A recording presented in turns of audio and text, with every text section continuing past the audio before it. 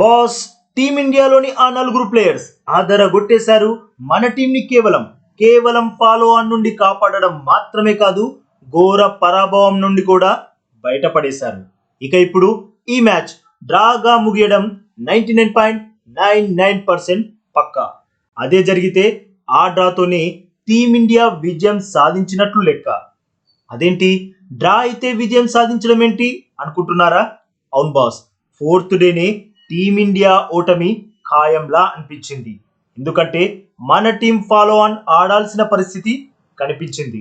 Aussies first innings లో 445 runs చేసింది. బదులుగా టీమిండియా వికెట్స్ త్వరగా కోల్పోయింది. ఫాలో ఆన్ గండం గట్టెక్కాలంటే 246 పరుగులు చేయాలి. అయితే ఒక టైంలో 213 పరుగులకే 9 వికెట్లు కోల్పోయింది మన టీం. అంటే ఇంకో 33 పరుగులు చేస్తే గాని ఫాలో ఆన్ నుండి తప్పించుకోలేము. అలాంటి సిచ్యువేషన్ లో ఆకాష్ దీప్, జస్ప్రీత్ బుమ్రా ఎక్సలెంట్ బ్యాటింగ్ ప్రదర్శన చేశారు. ఫాలో ఆన్ ని తప్పించారు. ఆకాష్ దీప్ 4 కొట్టగానే డ్రెస్సింగ్ రూమ్ లో గంభీర్ ఇంకా విరాట్ కోహ్లీ ఫుల్ హ్యాపీగా హైఫై ఇచ్చుకున్నారంటే అర్థం చేసుకోండి. మరసలు ఈ ఫాలో ఆన్ కి ఎందుకంత ప్రాధాన్యత అంటే, ఈ రోజు ఫోర్త్ డే. ఒకవేళ మన టీం 246 పరుగుల కంటే ముందే ఆల్అౌట్ అయి ఉంటే మళ్ళీ మన వాళ్ళే బ్యాటింగ్ చేయాల్సి వచ్చేది. అప్పుడు ఈ రోజు కొన్ని ఓవర్స్, అలాగే రేపు 90 ఓవర్స్, అంటే ఆల్మోస్ట్ 100 ఓవర్స్ ఆడాల్సిన పరిస్థితి వచ్చేది. ప్రస్తుత పరిస్థితుల్లో అది చాలా కష్టమైన పని. ఆసీస్ ఖచ్చితంగా మ్యాచ్ గెలిచేదే, మన టీం ఈ టెస్ట్ కూడా ఓడిపోయేది. ఇక ఇప్పుడు ఫాలో ఆన్ నుండి తప్పించారు కాబట్టి ఆసీస్ మళ్ళీ బ్యాటింగ్ కి వస్తుంది.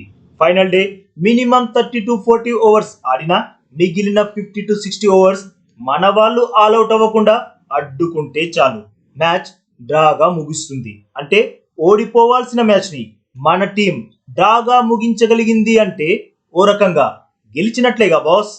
ఇలా మన టీంని ఓటమి నుండి తప్పించింది మాత్రం ఆ నలుగురు బ్యాటర్సే. అందులో మొదటిగా చెప్పాల్సింది కేఎల్ రాహుల్. ఒకవైపు వికెట్స్ పడుతున్న సూపర్ బ్యాటింగ్ తో క్రీజ్ లో పాతుకుపోయాడు. 84 పరుగులు సాధించి టాప్ స్కోరర్ గా నిలిచాడు. ఈ సిరీస్ లో కన్సిస్టెంట్ గా ఆడుతుంది ఎవరైనా ఉన్నారు అంటే అది కేఎల్ రాహులే.